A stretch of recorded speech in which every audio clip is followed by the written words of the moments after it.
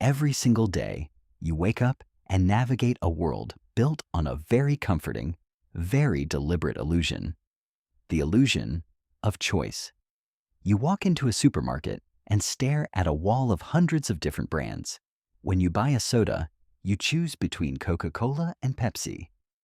When you buy a smartphone, you debate between Apple and Samsung. When you book a flight, you pick between Delta, United, or American Airlines. From the outside, this looks like the pinnacle of free market capitalism. It feels like a fierce competitive battleground where companies fight tooth and nail for your hard-earned dollars. But if you strip away the colorful logos, the clever marketing campaigns, and the carefully crafted brand identities, you will find a truth so unsettling, it feels like it belongs in a dystopian science fiction novel. If you look at the top institutional shareholders of Coca-Cola, you will find three names. If you look at the top shareholders of Pepsi, you will find the exact same three names. Apple, Microsoft, Ford, General Motors, Pfizer, Johnson & Johnson, ExxonMobil, Chevron. The same three names appear at the top of the ownership pyramid, holding massive blocks of voting shares in virtually every publicly traded company on the planet.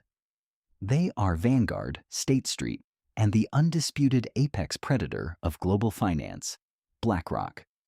You have likely heard of BlackRock by now. The internet often refers to them as a $10 trillion behemoth, a shadow bank that operates above the law and outside the view of democratic oversight. But the reality is actually much worse. As of 2026, BlackRock's assets under management, the total amount of wealth they control and direct, has surged past an unfathomable $14 trillion. They are the single largest money manager in human history. They are not a government. They do not have an army, and nobody elected them. Yet, they possess the power to dictate global corporate policy, rewrite the rules of international markets, and fundamentally alter the way you live, work, and own property. This is the story of how a single shadow company quietly bought the world and what they plan to do with it next. To understand the danger of BlackRock, you first have to comprehend the sheer scale of the money they control, which is incredibly difficult because the human brain is simply not wired to understand what a trillion actually is. Let's put it in perspective. If you spent $1 million every single day since the birth of Jesus Christ, you still would not have spent $1 trillion. BlackRock controls 14 times that amount. If BlackRock were a country, their wealth would dwarf the gross domestic product of almost every nation on Earth. They hold more wealth than the entire economic outputs of Japan, Germany, India, and the United Kingdom combined. But this empire did not exist 40 years ago. It was born out of a colossal, humiliating failure.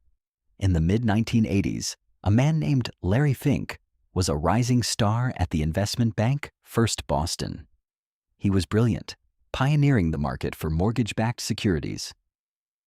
But in 1986, his desk made a catastrophic miscalculation. Because of a sudden shift in interest rates and a failure to properly predict risk, Fink's department lost First Boston $100 million in a single quarter. He was unceremoniously forced out. For Fink, the humiliation was a catalyst. He became utterly obsessed with one single concept: risk. He vowed to never be caught off guard by the unpredictable chaos of the financial markets ever again. In 1988, Fink founded BlackRock. The company's initial premise was simple: provide institutional clients with unparalleled risk management. But as the decades passed, BlackRock engineered a financial revolution. They didn't want to play the traditional Wall Street game of guessing which individual stock would go up or down. Instead, they realized that if they just bought a small piece of everything, they would never lose. They popularized and dominated the exchange-traded fund, or ETF, market. When you put your money into a 401k or a standard index fund, that money is pooled together and handed to BlackRock to hold the shares. You take the financial risk, but BlackRock gets the voting power. They became a financial black hole, infinitely expanding, consuming the global stock market passively. But the true source of their terrifying power isn't just the money they hold. It's the artificial intelligence that tells that money where to go. Larry Fink's obsession with avoiding another $100 million mistake led to the creation of the most powerful, least understood technological weapon in the history of global finance. It is called Aladdin, an acronym for Asset, Liability, Debt, and Derivative Investment Network. It sounds like a basic software program, but Aladdin is effectively the central nervous system of global capitalism. It is a proprietary supercomputer and artificial intelligence network that monitors every single moving part of the global economy in real time. Aladdin doesn't just track stock prices, it tracks everything. A drought in South America, a localized political uprising in the Middle East, a slight shift in consumer spending in rural China. Aladdin ingests millions of data points and runs thousands of Monte Carlo simulations, complex probability models, every single second. It calculates exactly how any event on Earth will impact every single stock, bond, and asset in existence. And because Aladdin is so incredibly efficient, BlackRock doesn't just use it for themselves. They lease it out to the biggest institutions in the world. Apple uses Aladdin. Microsoft uses Aladdin. Sovereign wealth funds, giant pension funds, and rival banks all rely on Aladdin to tell them what to do. Today, it is estimated that Aladdin directs the daily movement of over $20 trillion, with some financial analysts suggesting its true reach extends far beyond that. It is a system so deeply embedded in the world's financial infrastructure that during the 2008 housing collapse and again during the 2020 pandemic crash, the United States government, the Federal Reserve, did not know how to save the economy. So, they picked up the phone and called BlackRock, asking them to use Aladdin to manage the bailout. BlackRock essentially became the fourth branch of government. They're not just predicting the market anymore. When an AI controls the movement of tens of trillions of dollars, it doesn't predict the market. It becomes the market. For a long time, BlackRock's power felt abstract. Trillions of dollars moving across servers in New York and London doesn't seem to affect the daily life of a normal citizen.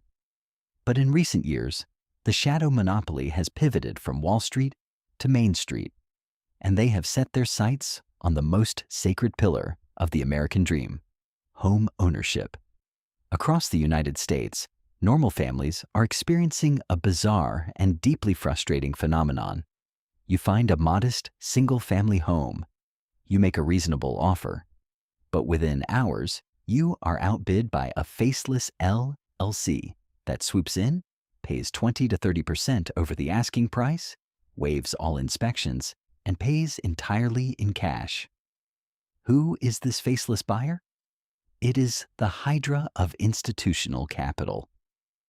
Following the 2008 crash, when millions of Americans lost setups their homes, Wall Street realized that housing was no longer just a place to live. It was an incredibly stable, high-yield asset class. While BlackRock frequently issues PR statements claiming they do not directly buy single-family homes, this is an exercise in corporate semantics. BlackRock, along with Blackstone, Vanguard, and State Street, act as the primary financial engines funding the real estate developers, the property management conglomerates, and the private equity firms that are buying up the neighborhoods. They buy the mortgage-backed securities, they fund the loans, and they own the massive holding companies doing the dirty work on the ground. The economic ripple effect of this capital invasion is devastating. By injecting trillions of dollars of institutional money into the housing market, they artificially inflate property values to a point where normal working-class citizens simply cannot compete. The end goal is chillingly clear: the complete eradication of middle-class equity. If you cannot afford to buy a home, You are forced to rent. And who will you be renting from? The same institutional giants who outbid you in the first place. It is a slow, methodical transition toward a neo-feudal society, a permanent renter class where you pay a monthly subscription fee just to exist in your own neighborhood. It brings to life the infamous World Economic Forum prediction. You will own nothing and you will be happy.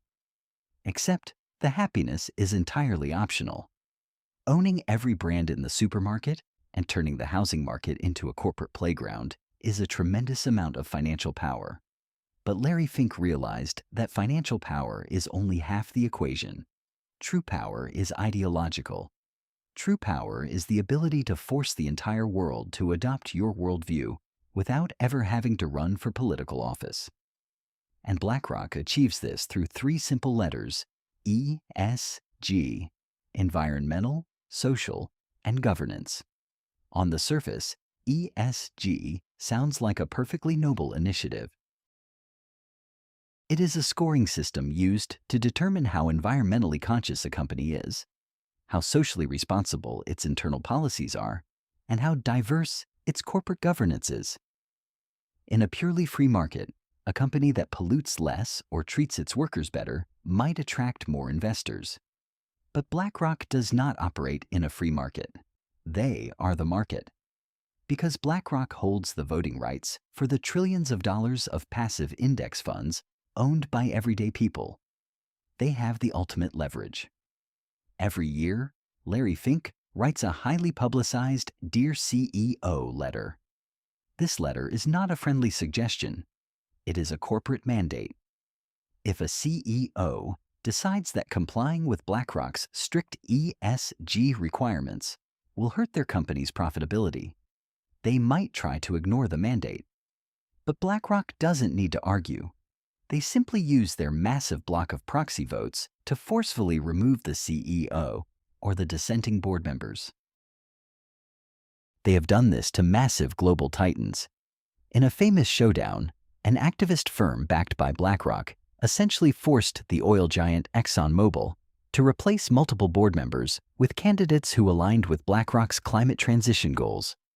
Whether you agree with those climate goals or not is entirely irrelevant to the danger of the mechanism. The terrifying reality is that BlackRock has weaponized your retirement money. They use the capital of millions of everyday citizens to bypass democratic elections, bypass lawmakers, and forcefully impose a unified political and social agenda on the global economy. They are not just managing money, they are engineering society. We are currently living in an era of unprecedented consolidation. Throughout history, whenever a single entity gained too much power, whether it was the railroad monopolies of the 19th century, the oil trusts of the early 20th century, or the telecom giants, governments eventually stepped in to break them up. They recognized that absolute market control destroys innovation, crushes the individual, and fundamentally threatens the sovereignty of the nation itself. But BlackRock has achieved a horrifying invulnerability. Because they are technically classified as an asset manager rather than a traditional bank, they dodge the strictest regulatory frameworks designed to keep financial institutions in check. They are too big to fail, too big to regulate, and arguably too complex for our elected officials to even understand. When you combine an unstoppable $14 trillion pool of capital with an artificial intelligence that perfectly calculates global risk, a strategy that actively buys up the land beneath our feet, and a corporate governance weapon that forces CEOs to bend the knee, you no longer have a free market. You have a centrally planned global economy, entirely controlled by a shadow syndicate, answerable only to itself. Every time you buy a product, every time you pay your rent, and every time you put a portion of your paycheck into a passive retirement fund, you are feeding the machine. You are giving them the capital they need to buy the rest of the world. The illusion of choice is finally shattering. The board has been bought, the rules have been rewritten, and the game is already over before most of us even realized we were playing. The only question left is, Now that you can see the strings controlling the global economy, do you feel like your future is still in your own hands? If this video changed the way you look at the world, hit the subscribe button, leave a like, and let me know in the comments below.